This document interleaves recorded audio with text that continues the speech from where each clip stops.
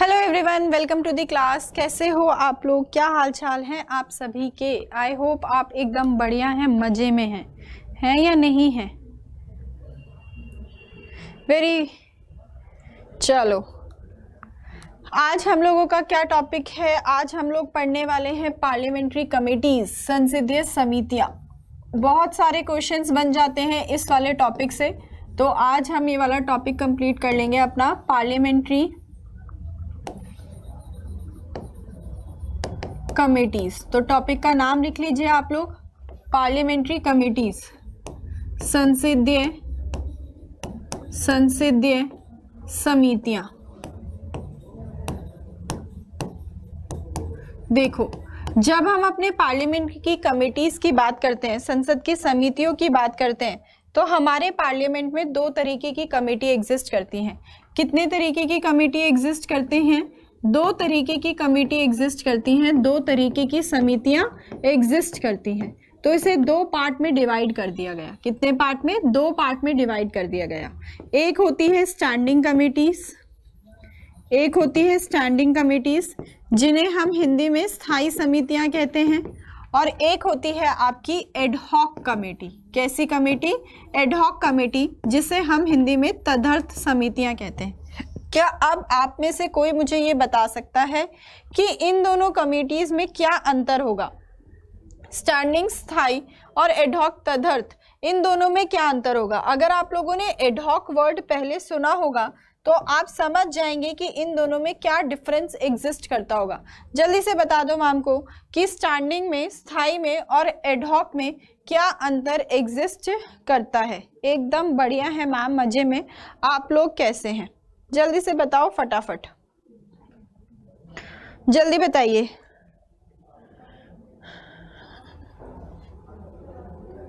जल्दी बताओ फटाफट।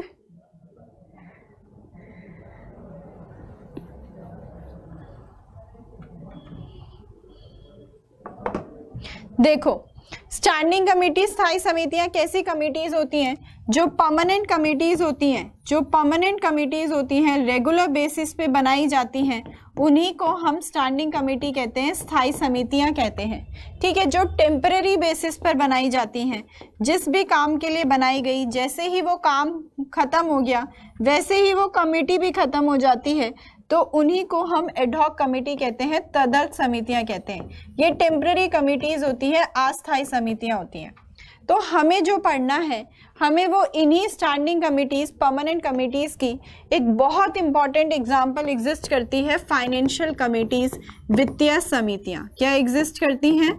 फाइनेंशियल कमिटीज, वित्तीय समितियां, और हमें यही पढ़ना है। डायरेक्टली ऐसे भी क्वेश्चन पूछा जाता है कि बताओ इनमें से कौन सी फाइनेंशियल कमेटी होती है या कौन सी नहीं होती, कौन सी इनमें से वित्तीय समिति होती है या कौन सी इनमें से फाइनेंशियल कमेटी नहीं होती है।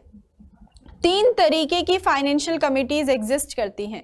कितने तरीके की फाइनेंशियल कमिटीज एग्जिस्ट करती हैं? तीन तरीके की एग्जिस्ट करती हैं।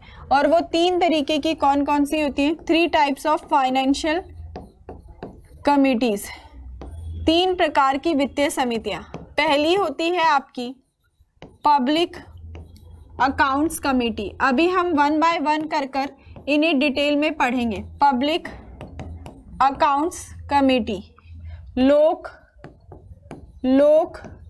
लेखा समिति, लोक लेखा समिति। सेकंड होती है आपकी एस्टिमेट्स कमेटी। मैं ये किसके 3 टाइप्स बता रही हूँ? फाइनेंशियल कमिटीज के। कभी आप लोग कंफ्यूज हो जाओ तो इसीलिए लिख भी लेना कि किसके 3 टाइप्स है ये? फाइनेंशियल कमिटीज के, वित्तीय समितियों के 3 प्रकार।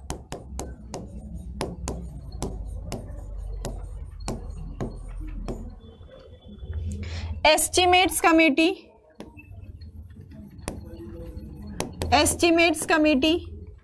प्राक्कलन समिति, एस्टिमेट्स कमेटी, प्राक्कलन समिति,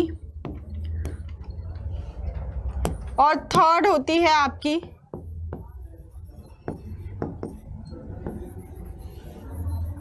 पब्लिक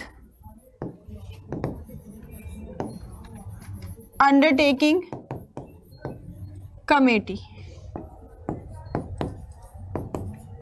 सार्वजनिक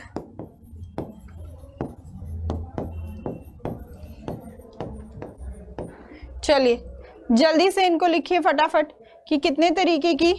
बढ़िया, सब बढ़िया ही रहने चाहिए आप लोग भी।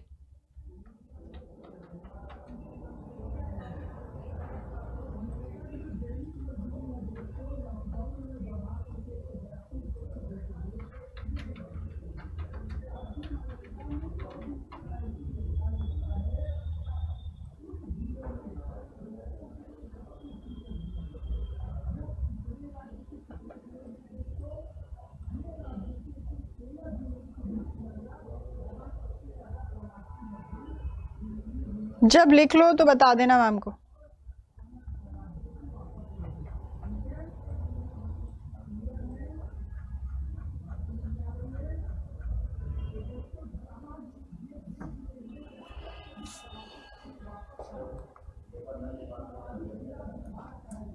डन, लिख चुके आप लोग?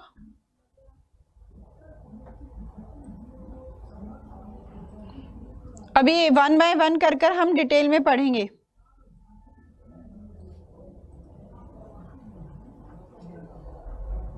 सारी क्लासेस अपलोडेड हैं बच्चा, सारी क्लासेस अपलोडेड हैं, चेक करो आप एक बार।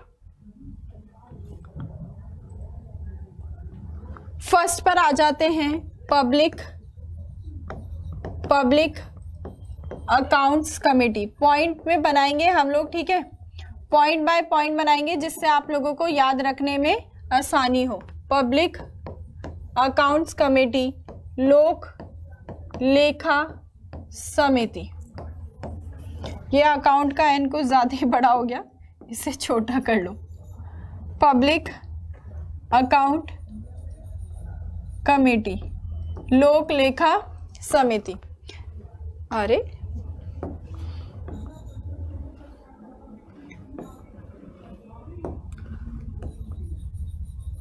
पब्लिक अकाउंट कमेटी, लोक लेखा समिति। देखो, जो पब्लिक अकाउंट कमेटी है उसका गठन पहली बार हमारे देश के अंदर 1921 में हुए थे। पॉइंट्स बना बना कर करेंगे, ठीक है। सेटअप इन, सबसे पहले लोक लेखा समिति का गठन हुआ था कब? 1921 में। कब हुआ था? 1921 में। क्यों हुआ था? क्योंकि गवर्नमेंट ऑफ इंडिया एक्ट 1919 में ये कहा गया था कि एक लोक लेखा समिति होनी चाहिए, एक पब्लिक अकाउंट कमेटी होनी चाहिए। GOI की फुल फॉर्म आप सभी को पता है। GIO क्या है? Government of India. भारत शासन अधिनियम 1919 में इसका जिक्र था कि एक लोक लेखा समिति होनी चाहिए। तो इसीलिए हमने 1921 में जाकर पहली बार इसका गठन किया गया और तब से लेकर अब तक हम ये प्रावधान फॉलो करते हैं। जो ये पब्लिक अकाउंट कमेटी होती है, लोक लेखा समिति होती है, इसके जो मेंबर्स फिक्स किए गए हैं, जो सदस्य फिक्स किए गए हैं, वो फिक्स किए गए हैं 22। कितने सदस्य फिक्स किए गए हैं? 22 सदस्य फिक्स किए गए हैं, जिसमें से 15 सदस्य होते हैं लोकसभा के और 7 सदस्य होते हैं राज्यसभा के। कितने सदस्य फिक्स्ड हैं? टोटल 22 सदस्य, जिसमें से 15 लोकसभा के हैं और 7 राज्यसभा के हैं। अब जो 22 सदस्य हैं, ये क्या, वो 15 जो लोकसभा के हैं और जो ये 7 राज्यसभा के सदस्य हैं, वो ऑलरेडी जो लोकसभा के मेंबर हैं उन्हीं में से 15 सदस्य होंगे और जो राज्यसभा के सदस्य हैं उन्हीं में से वो 7 सदस्य होंगे। अब इन सदस्यों को चुना कैसे जाएगा? जरा बताओ मैम को फटाफट कि इन सदस्यों को चुना कैसे जाएगा, जल्दी से बताओ। जो हम लोग अपनी क्लास में नोट्स करते हैं ना, वो आप लोगों के लिए मोर देन सफिशिएंट है। अगर आप क्लास को अच्छे से अटेंड करते हैं और हर टॉपिक के अच्छे से नोट्स बना रहे हैं ना, जैसे जैसे मैम भी आपको बनवाती हैं, अगर आप इतना भी कर लेंगे तो that is also more than sufficient for you. But आप क्लास में रेगुलर रहे हो, चीज़ों को अच्छे से समझते हो, बाकी हम क्वेश्चंस की भी प्रैक्टिस करते हैं, तो अगर आप क्लास के नोट्स अच्छे से बनाए हुए हो तो वो आप लोगों के लिए सफिशिएंट है। बस ये कंडीशन ये आप लोगों ने ध्यान से मैम की बात सुनी हो। मैं साथ साथ बोलती भी हूँ कैसे क्वेश्चंस आते हैं कैसे नहीं। ऐसे पूछ लेते हैं कि कितने मेंबर होते हैं, कौन चुनता है, हेड कौन होता है, काम क्या करते हैं, तो बहुत सारी चीज़ें इन कमेटी से रिलेटेड पूछ ली जाती हैं। या 2-3 स्टेटमेंट के फॉर्म में दे देंगे और पूछ लेंगे कि बताओ कौन सी स्टेटमेंट सही है या कौन सी स्टेटमेंट गलत है। अब हमने मेंबर्स तो फिक्स कर दिए इस कमेटी के कि इस कमेटी के मेंबर 22 होंगे, जिसमें से 15 लोकसभा के और 7 राज्यसभा के होंगे। तो इन मेंबर्स का होता है इलेक्शन। क्या होता है इन मेंबर्स का? इलेक्शन होता है, चुनाव होता है, मतलब इन मेंबर्स को चुना जाता है। अब इलेक्शन 2 तरीके के होते हैं, एक डायरेक्ट प्रत्यक्ष और एक इनडायरेक्ट अप्रत्यक्ष। तो जरा मैम को सोचकर बताओ कि ये इलेक्शन जो होगा ये कैसे हो सकता है? क्या कोई भी एक एमपी दोनों हाउसेस से हो सकता है? क्या एक एमपी डबल मेंबरशिप दोहरी सदस्यता रख सकता है? नहीं रख सकता। जो लोकसभा से होगा वो राज्यसभा से नहीं होगा, जो राज्यसभा से होगा वो लोकसभा से नहीं होगा। याद करो कि अगर कोई एमपी दोहरी सदस्यता रखता है तो उसकी सीट को वैकेंट, रिक्त घोषित कर देते हैं। इलेक्शंस, चुनाव कैसा होगा? डायरेक्ट होगा या इनडायरेक्ट होगा? तो इनडायरेक्ट होगा। कैसे? लोकसभा के सदस्य अपने ही सदस्यों में से अपने 15 सदस्य चुन लेंगे और राज्यसभा के सदस्य अपने ही सदस्यों में से अपने 7 सदस्य चुन लेंगे। तो जो इनका इलेक्शन किया जाएगा वो किसके द्वारा किया जाएगा?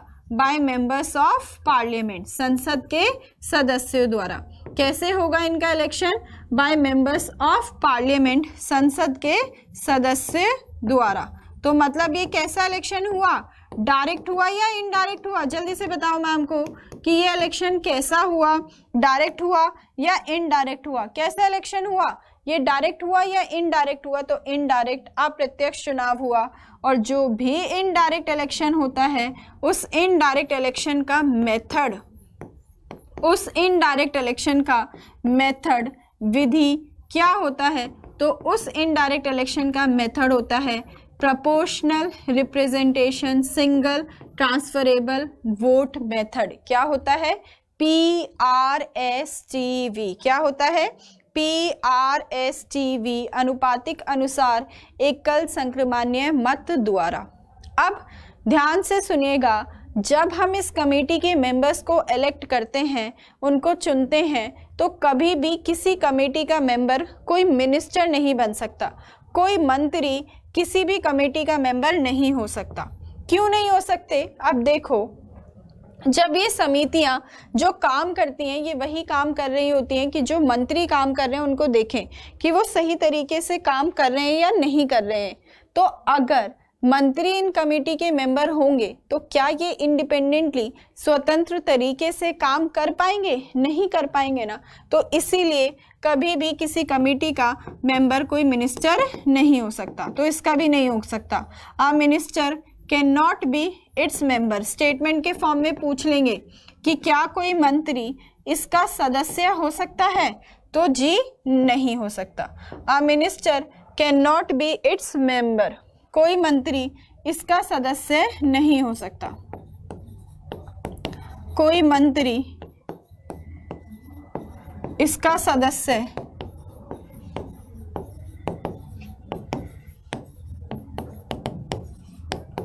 नहीं हो सकता। मतलब जब चुनाव होगा तो इस तरीके से होगा कि मंत्री इस कमेटी का मेंबर ना बने।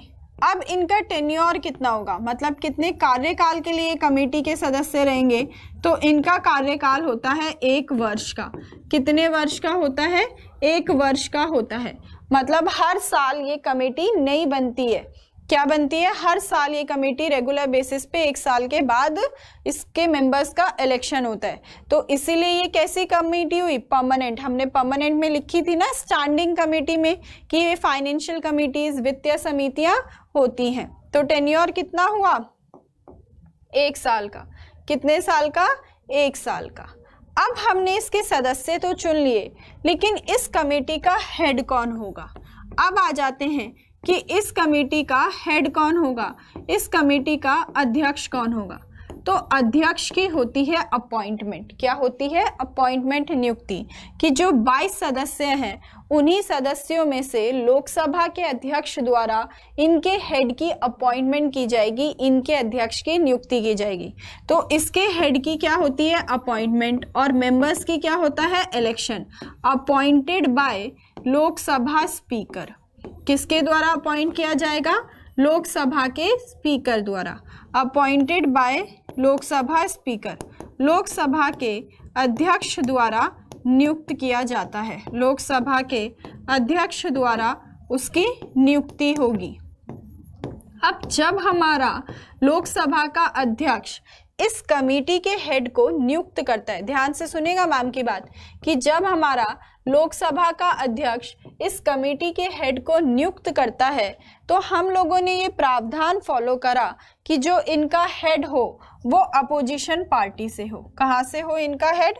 अपोजिशन पार्टी से होगा, विपक्षी दल से होगा। डायरेक्ट क्वेश्चन पूछते हैं कि लोक लेखा समिति का जो अध्यक्ष होता है वो कौन सी पार्टी का होता है? रूलिंग पार्टी का होता है या अपोजिशन पार्टी का होता है? तो कौन सी पार्टी का होता है? अपोजिशन पार्टी का, विपक्ष दल का। कौन सी पार्टी का? अपोजिशन पार्टी का, विपक्षी दल का। और ये प्रावधान हम लोग कब से फॉलो कर रहे हैं? 1967 से। ये ईयर नहीं भी याद रखोगे तो भी चलेगा। ये प्रावधान हम लोग कब से फॉलो कर रहे हैं? 1967 से। अब एक बात और बहुत ध्यान से समझो, बहुत ध्यान से, बहुत ध्यान से, बहुत बढ़िया। इनडायरेक्ट और पीआरएस टीवी सभी का आंसर बिल्कुल सही आते हुए, बहुत ज़्यादा, बहुत सही। अब ध्यान से सुनिएगा मैम की एक बात, बहुत ध्यान से। मैम ने ये कहा कि इस कमेटी का जो हेड होना चाहिए वो अपोजिशन पार्टी से होना चाहिए, विपक्षी दल से होना चाहिए। मैम ये नहीं बोल रही है कि वो लीडर ऑफ अपोजिशन होना चाहिए, वो विपक्ष नेता होना चाहिए। हम लीडर ऑफ अपोजिशन की जब बात करते हैं, विपक्ष नेता की जब बात करते हैं, तो विपक्ष नेता तब घोषित होता है जब उस सदन में विपक्षी पार्टी के पास कम से कम 1/10 सीट्स अवेलेबल हो, तब। लेकिन प्रेजेंट सिनारियो में कोई भी विपक्ष नेता नहीं है लोकसभा के अंदर, है ना। तो बच्चे कंफ्यूज हो जाते हैं, उन्हें ये लगता है कि जैसे अधीर रंजन चौधरी हैं, वो इस कमेटी के हेड हैं, तो उन्हें ये लगता है कि वो विपक्ष नेता भी हैं। वो विपक्ष नेता नहीं है, वो ऐसी कमेटी के हेड हैं जिस कमेटी का हेड अपोजिशन पार्टी से होना चाहिए, विपक्षी दल से होना चाहिए। आई होप आप लोगों को ये पॉइंट क्लियर हो गया कि मैम ने ये कहा कि इसका हेड विपक्षी दल से होगा, ये नहीं कहा कि वो लीडर ऑफ अपोजिशन होगा, विपक्षी नेता होगा। डन। अब हम लोगों ने इसका हेड भी अपॉइंट कर लिया। अब आप पूछेंगे नहीं कि मैम ये अपोजिशन पार्टी से हमने क्यों लिया, रूलिंग पार्टी से क्यों नहीं लिया? तो एक बार इसका फंक्शन डिस्कस कर लूं, फिर मैं आपको बताऊंगी कि ऐसा क्यों है कि अपोजिशन पार्टी से। क्योंकि अगर आप फंक्शन समझ जाओगे तो आप फिर लिंक कर सकोगे चीज़ों को कि हमने इसका हेड अपोजिशन पार्टी से क्यों लिया। देखो, जो ये पब्लिक अकाउंट कमेटी है ना, जो लोक लेखा समिति है, ये किसकी रिपोर्ट्स पढ़ती है? कैग की रिपोर्ट्स पढ़ती है। किसकी रिपोर्ट्स पढ़ती है? कैग की रिपोर्ट्स पढ़ती है। Reports of CAG, CAG। CAG पता है आपको क्या होता है? नोट डालकर लिख लेना कि CAG क्या होता है। CAG होता है हमारा controller and auditor general of India. Controller and auditor general of India. Controller and auditor general of India.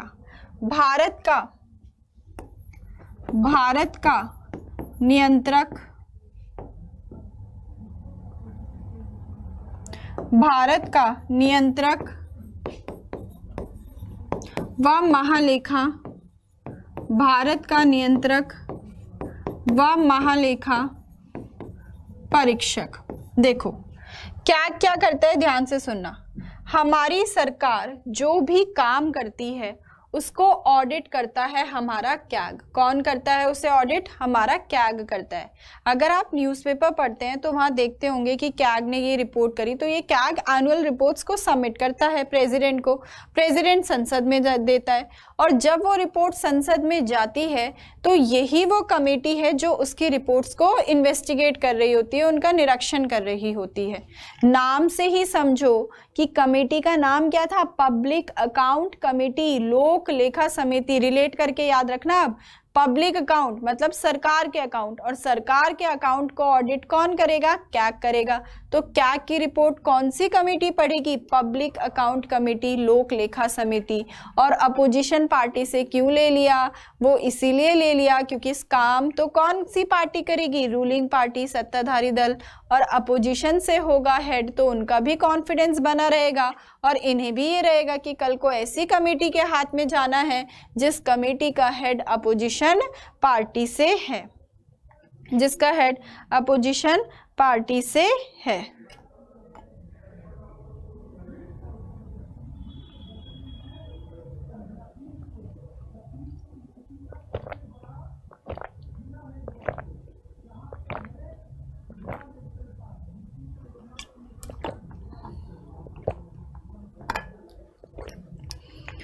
नहीं जी, देखो अब ध्यान से सुनना। अब आपको लगेगा कि मैम ने ये कंट्रोलर क्यों लिखा है, कंट्रोलर क्यों नहीं लिखा है ना? वो कंट्रोलर है, COMP ही है, ये कंट्रोलर नहीं है, CON नहीं है। क्यों नहीं है CON? वो इसीलिए क्योंकि हमारी सरकार जब खर्चा कर देती है तब कैग ऑडिट करता है। जब खर्चा कर रही होती है या खर्चा करने के लिए पैसा चाहिए होता है तो कैग से परमिशन नहीं ली जाती है। कैग का उस पर कोई कंट्रोल नहीं है, कैग खर्चा करने के बाद ऑडिट कर रहा है। तो कंट्रोलर नहीं होता है, वो कंट्रोलर ही होता है, COMPTROLLER। अब आपको अच्छे से समझ आ गया होगा कि इसका हेड अपोजिशन पार्टी से क्यों होता है और इसका फंक्शन क्या होता है। अब यहाँ पर नोट डालकर एक और आप बहुत इंपॉर्टेंट बात लिखेंगे जो डायरेक्टली पूछी जाती है, वो ये कि जब हमारी ये कमेटी कैग की रिपोर्ट्स को पढ़ती है तो कैग भी इस कमेटी की हेल्प करता है, मदद करता है। इसीलिए कैग को इस कमेटी का फ्रेंड, गाइड और फिलोसोफर कहा जाता है। बहुत इंपॉर्टेंट है, स्टार लगा लो, मार्क कर लो, लिख लो। डायरेक्ट क्वेश्चन पूछते हैं कि कौन सी कमेटी का कैग फ्रेंड, गाइड और फिलोसोफर होता है, तो कौन सी कमेटी का होता है? हमारी पब्लिक अकाउंट कमेटी का, लोक लेखा समिति का। पूछते हैं कि कौन होता है इसका फ्रेंड, तो कौन होता है हमारा, कौन होता है हमारा? हमारा कैग होता है, दार्शनिक और पथ प्रदर्शक।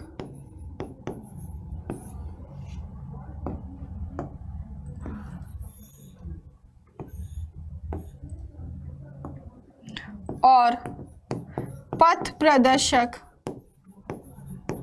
कौन होता है? हमारा कैग होता है। ऐसे भी पूछ लेते हैं।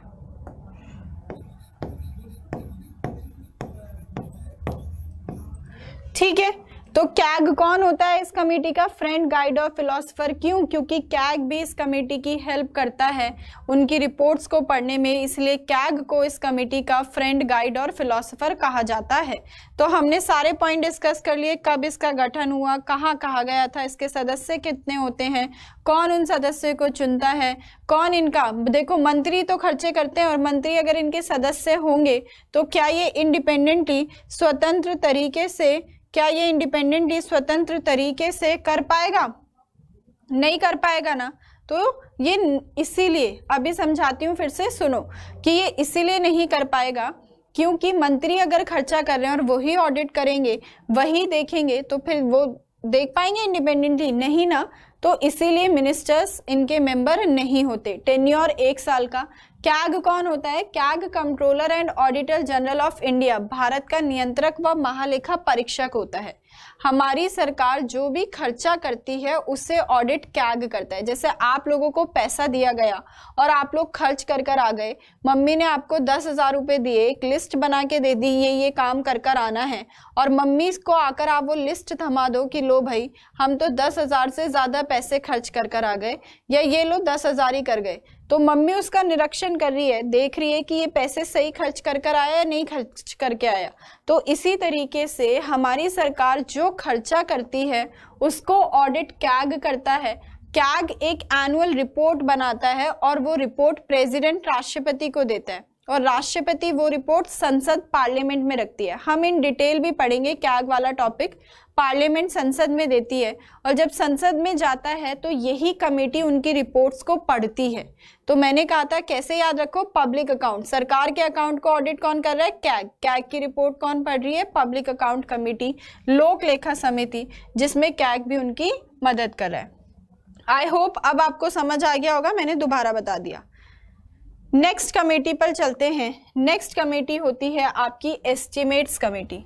नेक्स्ट कमेटी कौन सी होती है आपकी, एस्टिमेट कमेटी, प्राक्कलन समिति। अब जब हम इस एस्टिमेट वर्ड पर जाते हैं तो ये एस्टिमेट वर्ड हम लोग कहाँ पढ़ते हैं, जल्दी से मुझे ये बताओ कि एस्टिमेट वर्ड हम लोग कहाँ पढ़ते हैं। प्राक्कलन समिति। इसका जो गठन किया गया था, इसका गठन किया गया था सबसे पहले 1950 में। कब गठन हुआ था इसका, 1950 पर। किसके कहने पर हुआ था, on the recommendation of John Mathai. John Mathai हमारे फर्स्ट फाइनेंस मिनिस्टर थे ना, तो जॉन मैथाई के कहने पर ही, on the recommendation of John Mathai, John Mathai की सिफारिश पर हम लोगों ने 1950 में इस एस्टिमेट कमेटी प्राक्कलन समिति का गठन किया था। इस प्राक्कलन समिति के जो मेंबर्स होते हैं, जो सदस्य होते हैं, वो होते हैं 30। कितने सदस्य होते हैं इसके, 30 सदस्य होते हैं, 30। और ये सारे के सारे लोकसभा से ही होते हैं। कहाँ से होते हैं, सारे के सारे लोकसभा से ही होते हैं। अब इन सदस्यों का भी हम क्या करते हैं, इलेक्शन, चुनाव। सभी सदस्यों का इलेक्शन होता है, चुनाव होता है। अब इनका चुनाव कौन करेगा, लोकसभा के सदस्य करेंगे सिर्फ, या राज्यसभा के सदस्य भी करेंगे, एमपी भी करेंगे। जरा सोचो और मुझे आंसर दो। एस्टिमेट अपन लोग कहाँ पढ़े थे,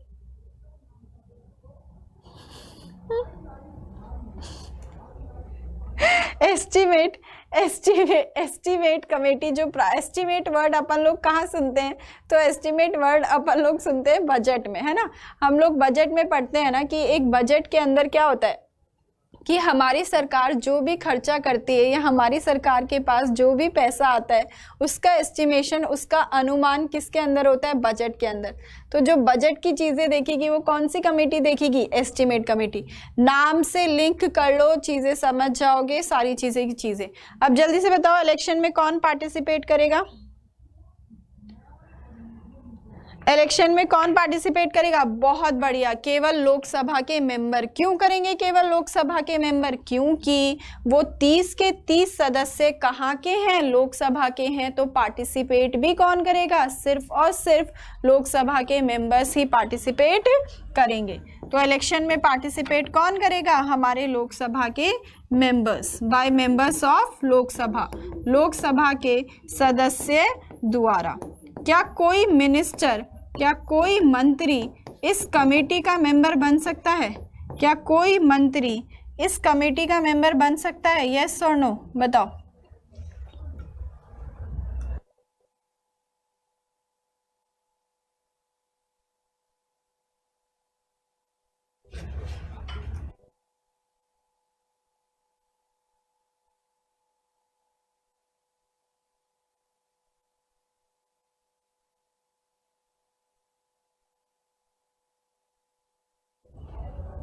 बताओ, इलेक्शन, चुनाव किसके द्वारा, लोकसभा, क्योंकि सारे के सारे वो किसके मेंबर हैं, लोकसभा के ही मेंबर हैं।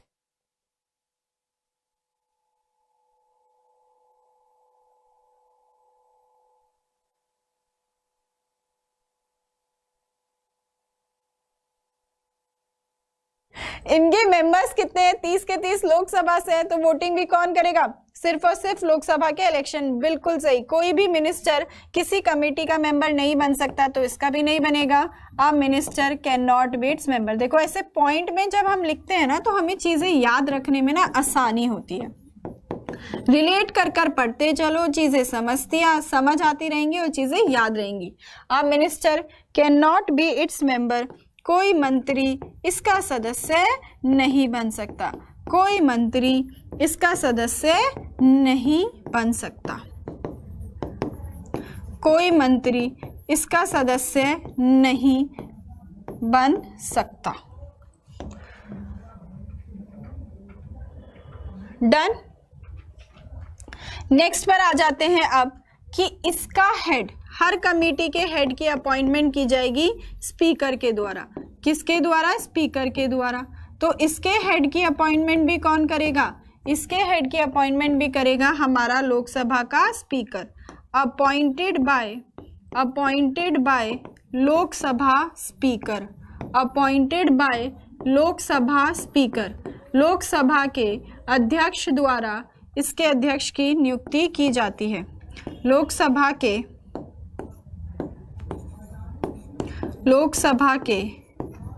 अध्यक्ष द्वारा नियुक्ति। राइट। अब ये हेड कौन सी पार्टी से होगा? जरा आप मुझे ये बताओ कि ये हेड कौन सी पार्टी से होगा? अपोजिशन पार्टी से होगा या रूलिंग पार्टी से होगा? चलो ये बताओ कि ये हेड कौन सी पार्टी से होगा? अपोजिशन पार्टी से होगा या रूलिंग पार्टी से होगा? अच्छा, इसका टेन्योर भी तो रह गया, टेन्योर भी तो लिखो। टेन्योर कितना होगा? हर कमेटी का टेन्योर 1 साल है। और इतना भी बता दो मैम को कि इसका जो हेड होगा वो कौन सी पार्टी से होगा। ये भी, इसका कार्यकाल भी कितना है? 1 ईयर, 1 साल। बताओ। नहीं, चलो जल्दी से बताओ फटाफट मैम को कि टेन्योर, वो सॉरी, इसका हेड कौन सी पार्टी से होगा? तो इसका हेड कौन सी पार्टी से होगा? हमारी रूलिंग पार्टी से। कौन सी पार्टी से? रूलिंग पार्टी से,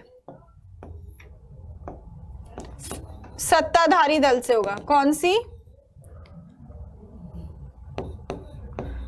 सी से होगा? सत्ताधारी दल से। क्यों होगा सत्ताधारी दल से? वो इसीलिए क्योंकि बजट कौन सी पार्टी लाती है? रूलिंग पार्टी लाती है। कौन सी पार्टी लाती है बजट को? Ruling party. तो इसका हेड भी कौन सी पार्टी से होगा? रूलिंग पार्टी से होगा। तो जो बजट में खर्चा करना होता है, उस बजट से रिलेटेड जो अनुमान होता है, उस अनुमान को ही ये कमेटी पढ़ती है और अपनी तरफ से सुझाव भी दे सकती है कि कैसे खर्चे को कम कर सकते हैं या और पैसे को बेहतर तरीके से कैसे यूज कर सकते हैं।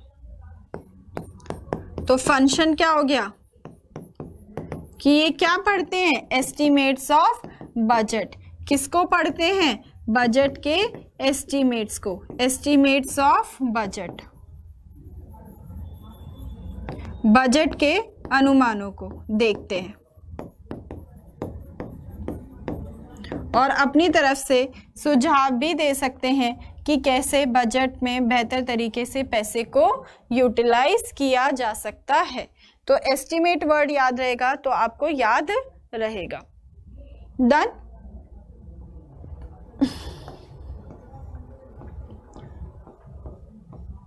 एक चीज लिखिएगा अब यहाँ पर, नोट डालकर लिख लो कि पब्लिक अकाउंट कमेटी को और एस्टीमेट कमेटी को हम ट्विन सिस्टर्स कहते हैं।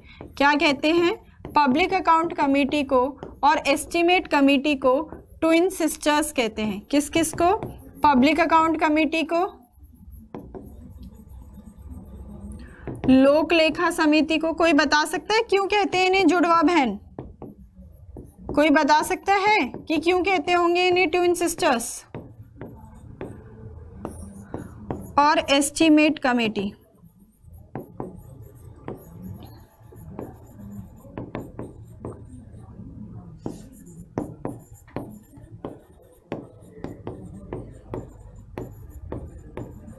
प्राक्कलन समिति, इनको ट्विन सिस्टर्स कहते हैं। कोई बता सकता है कि इनको ट्विन सिस्टर्स क्यों कहते होंगे? बताइए जल्दी से।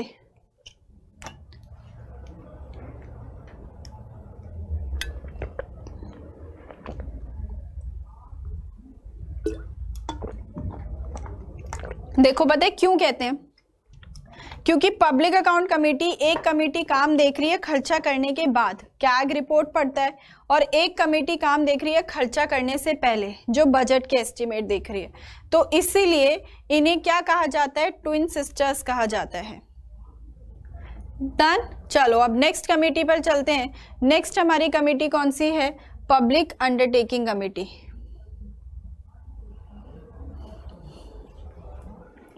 लिख लीजिए फटाफट।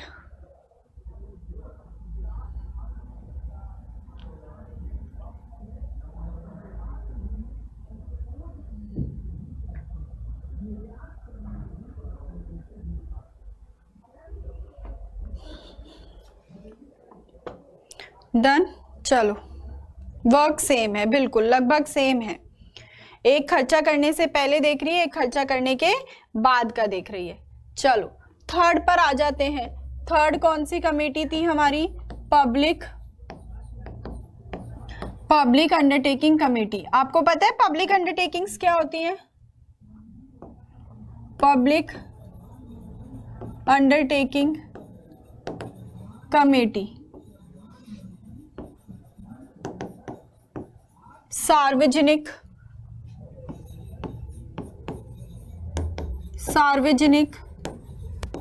उद्यम समिति। बताओ मुझे पब्लिक अंडरटेकिंग्स क्या होती है? इसका गठन किया गया था सबसे पहले 1964 में। कब? जब हायर एग्जाम दो तब ज्यादातर ये ईयर्स याद रख लेना। नॉर्मली जनरली पूछते नहीं है वन डे के उसमें, बट आप याद रख लेंगे तो बेहतर है। On the recommendation of Krishna Menon committee. Krishna Menon committee के कहने पर इसका गठन हम लोगों ने पहली बार 1964 में किया। On the recommendation of Krishna Menon committee.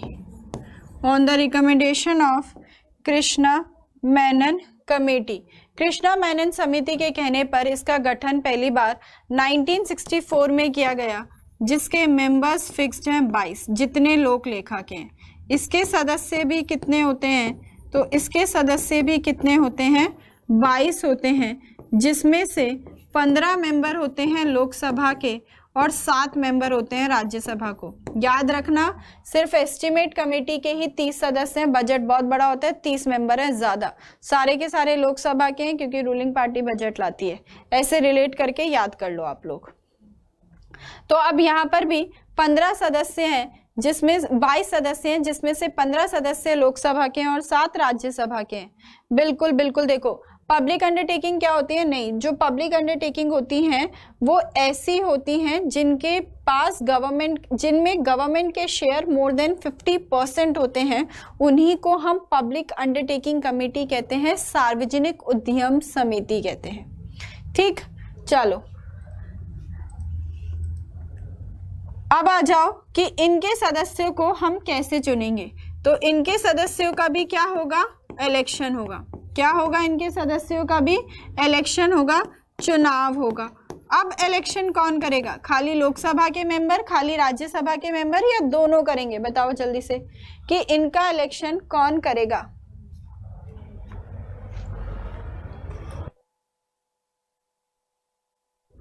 बताओ इलेक्शन में पार्टिसिपेट कौन करेगा? हमारे मेंबर्स ऑफ पार्लियामेंट, संसद के सदस्यों द्वारा। अब यहाँ पर भी क्यों मेंबर्स ऑफ पार्लियामेंट?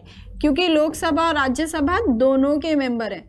लोकसभा अपने ही सदस्यों में से 15 सदस्यों को चुन लेंगे और राज्यसभा अपने ही सदस्यों में से 7 सदस्यों को चुन लेंगे, संसद के सदस्यों द्वारा, बाय मेंबर्स ऑफ पार्लियामेंट।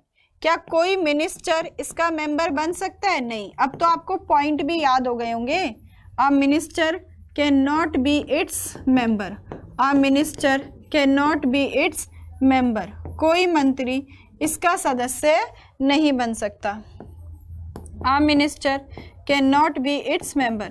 कोई मंत्री इसका सदस्य नहीं बन सकता।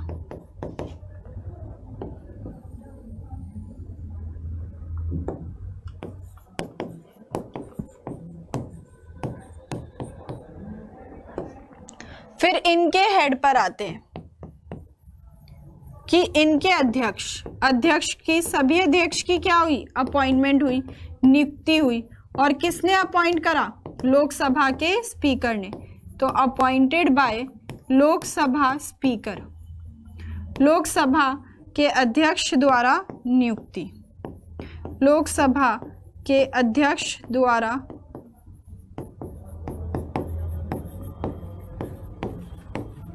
नियुक्ति।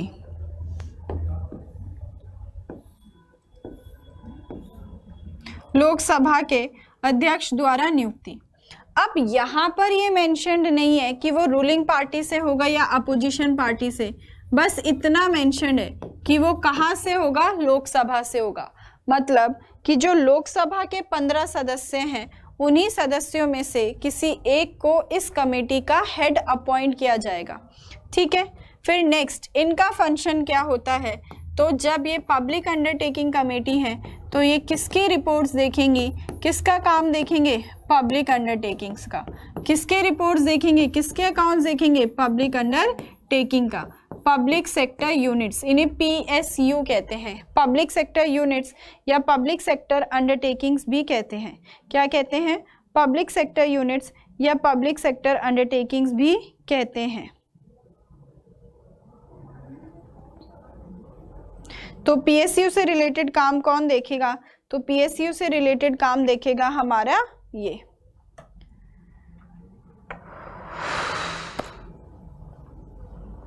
डन। ये थी आपकी 3 कमेटीज, फटाफट लिख लो, एक बार क्विकली रिवाइज कर लेते हैं फिर इन कमेटीज को हम।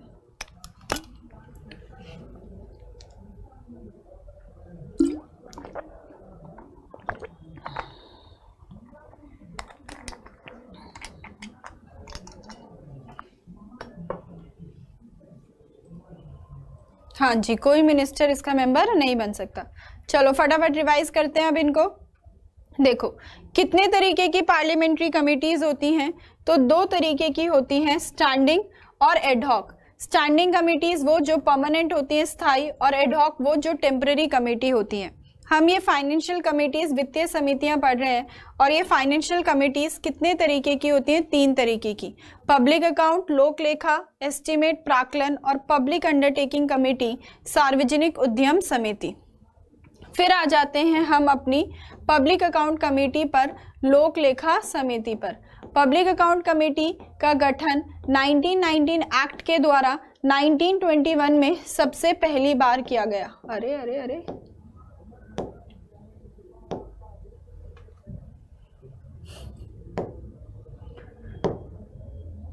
अच्छा ये बोर्ड हैंग हो रहा है, मैं बोल देती हूँ, मेरी बात सुन लो। 1921 और ये स्पीकर है, ठीक है,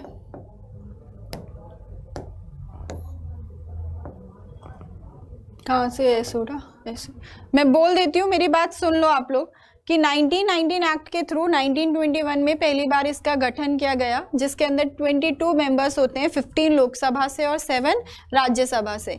MP के द्वारा ही इनका इलेक्शन होता है। लोकसभा के मेंबर अपने मेंबर्स में से 15 चुनेंगे और राज्यसभा के अपने मेंबर्स में से अपने 7 चुनेंगे।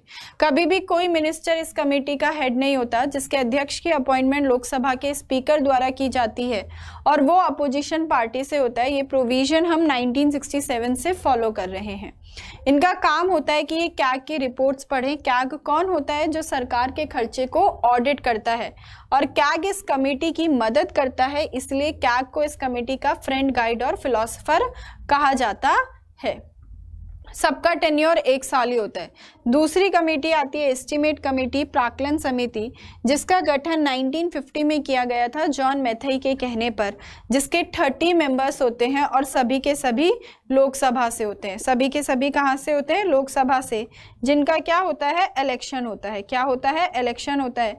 तो लोकसभा के मेंबर अपने ही सदस्यों में से क्या कर देंगे, इलेक्शन कर देंगे। क्या कर देंगे, इलेक्शन कर देंगे। और सबका टेन्योर 1 साल होता है बच्चा, सबका, और बजट के एस्टीमेट पड़ती है। और इन दोनों को ट्विन सिस्टर्स कहते हैं। इनके हेड के अपॉइंटमेंट लोकसभा के स्पीकर द्वारा किया जाता है और रूलिंग पार्टी से होता है। जब हम इसके टेन्योर वाला पॉइंट भी लिख लो, यहाँ टेन्योर वाला पॉइंट रह गया, इसका टेन्योर भी कितना होता है, तो इसका कार्यकाल भी 1 ईयर होता है। पब्लिक अंडरटेकिंग कमेटी का गठन कब हुआ, 1964 में कृष्णा मेनन कमेटी के कहने पर, जिसके 22 सदस्य होते हैं, 15 लोकसभा से और 7 राज्यसभा से। MP द्वारा इलेक्शन होगा और मेथड कौन सा होता है, PRSTV। इलेक्शन का मेथड भी मेंशन कर लेना भाई, यहाँ मेथड भी रह गया, लिख लो लिख लो। कि इलेक्शन का मेथड कौन सा होता है, तो इलेक्शन का मेथड विधि कौन सी होगी, PRSTV। इनडायरेक्ट इलेक्शन कैसे होते हैं, PRSTV के through, proportional representation, single transferable vote method. इनका टेन्योर भी 1 साल होगा। इनके अध्यक्ष की नियुक्ति लोकसभा के स्पीकर द्वारा की जाएगी और लोकसभा के मेंबर, मिनिस्टर मेंबर नहीं हो सकता, और PSU की रिपोर्ट्स पढ़ते हैं। और इसका भी जो हमारा इलेक्शन की विधि थी, तो इसकी भी इलेक्शन की जो विधि होगी, मेथड होगा, वो भी कौन सा होगा, PRSTV। तीनों कमिटीज के मेंबर्स का इलेक्शन इनडायरेक्ट हो रहा है और तीनों का जो मेथड है वो PRSTV ही है। आई होप आपको कमिटीज हो गई हैं अच्छे से याद।